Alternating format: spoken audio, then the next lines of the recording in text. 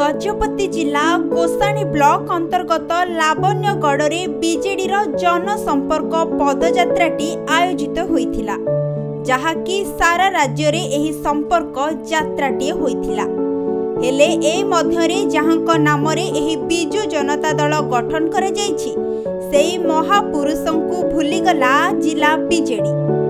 गोटे पटे बिजु बाबूंक नाम नहीं पदयात्रा करुथिबा बेले पारलाखेमुंडी स्थित कॉलेज छक ठारे थिबा बिजु बाबूंक प्रतिमूर्ति रे फूल हारटीए देई नथिबा समस्तंकु आश्चर्यचकित करिछि। जेउठी बिजु बाबूंक प्रतिमूर्ति रे ना फूल हारटीए देखिबाकु मिलिछि, ना से भली किछि कार्यक्रम प्रतिमूर्ति ठारे करा जाइथिबा साधारण जनता देखिबाकु पाइछन्ति। गोटिए सुखिला फूल हारटी झुलुथिबा देखिबाकु मिलिछि।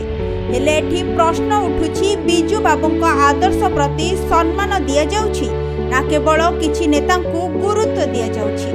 एभली किछि प्रश्न उंकी मारुथिबा बेले अन्यपटे साधारण रे चर्चा हेउछि बीजेडी सरकार राज्य रे क्षमतारु गला परे बिजु पटनायक को भूली गले कि गजपति बीजेडी। गांधी जयंती रे पदयात्रा आरंभ दिन पारला हाईस्कूल छकठारे बिजु बाबूंकु फूल मालटीए पड़िलानी। एही कथा एबे साधारण रे चर्चा जोर धरिछि। वर्तमान बिजु बाबूंकर सेही फोटो भाइराल हेबारे लागिछि। गजपतिरु हेमंत प्रधान का रिपोर्ट, खबर ओडिशा।